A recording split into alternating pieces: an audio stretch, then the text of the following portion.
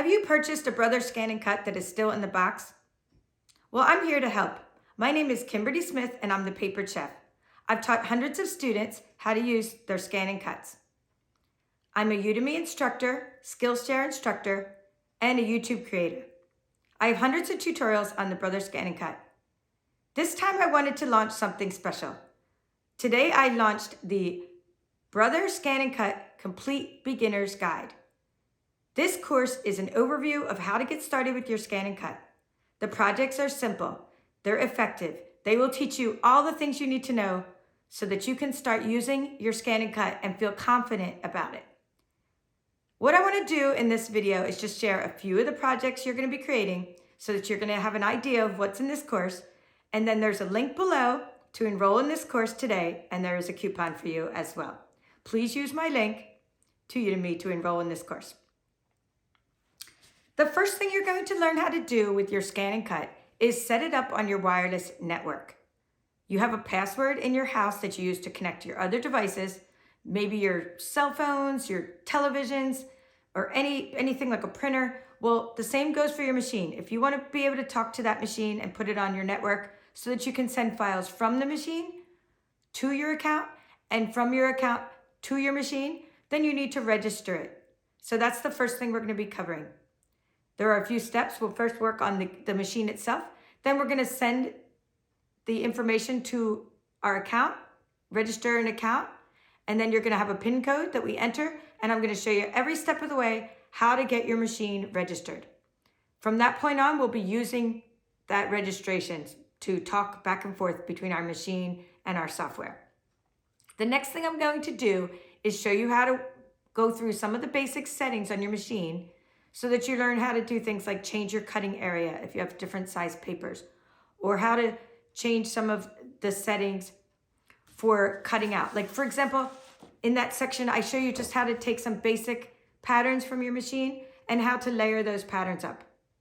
This is important because if you have some projects you're working on and you want to create dimension, then you want to use what's called an offset to layer and create extra shapes and have different offsets to make those extra layers. I'm going to show you all the different things that are available to you within the machine itself. And you're going to be pretty excited just about what you can do right out of the box without ever using the software. For example, working with those shapes. Now you can use the software to make little slight modifications to your projects. And so in the next section, I'm going to teach you that you can take a tag shape, for example, from the machine, and it has a giant hole. And I explained in the course that this hole is 4 times larger than it needs to be, about 4 times larger. We're going to show you how to make that hole smaller so that you can run some twine through your tags. And then we're going to send that file back to the machine where I'm going to teach you how to cut it out. At the same time, I'm going to teach you to draw with the drawing tools that came with your machine.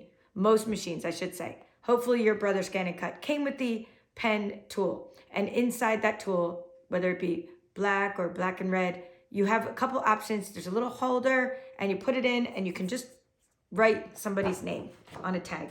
This makes GIFs more personal and it's really nice to have tags like that.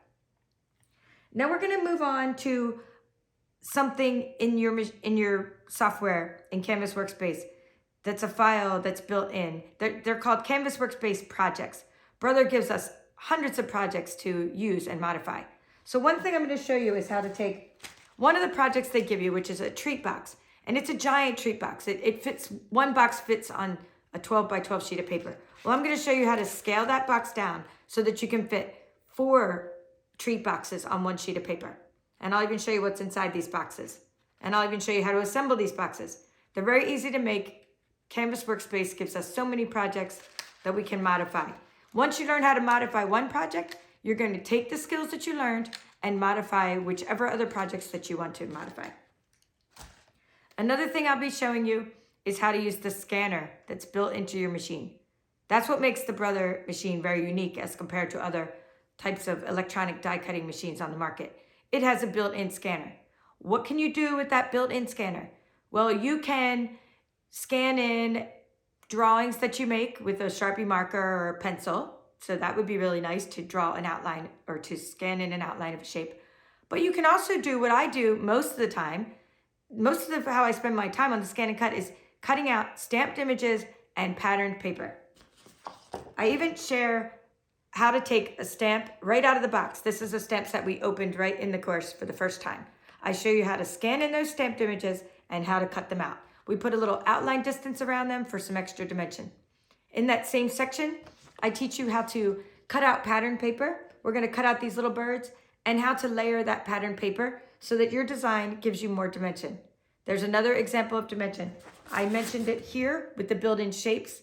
Dimension is important for also cutting out patterned paper. And lastly, I teach what's called my pencil trick. This trick is going to help you and save you a lot of frustration, because by just simply enclosing in a gap, you're going to be able to then cut out a piece of paper like this successfully. The difference between closing in that gap with a pencil and not is the difference between having a big hot mess of lines all over your paper or having shapes that you can easily cut out and layer as you wish. Also inside of Canvas Workspace, there's two versions of Canvas Workspace, I should say. And there's a version of Canvas Workspace for the PC. That's the version that we install onto our computer.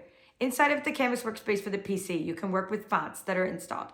So I'm going to show you how to work with a script font and how to weld the letters together to create whatever you want to personalize. And in this case, we created this with vinyl. I took one of my mugs and I personalized it with vinyl, and I showed you how to do that every step of the way. So I'm going to show you how to find a font that you may like, how to pull up a font or pull up your text on your computer, and then how to weld those letters together.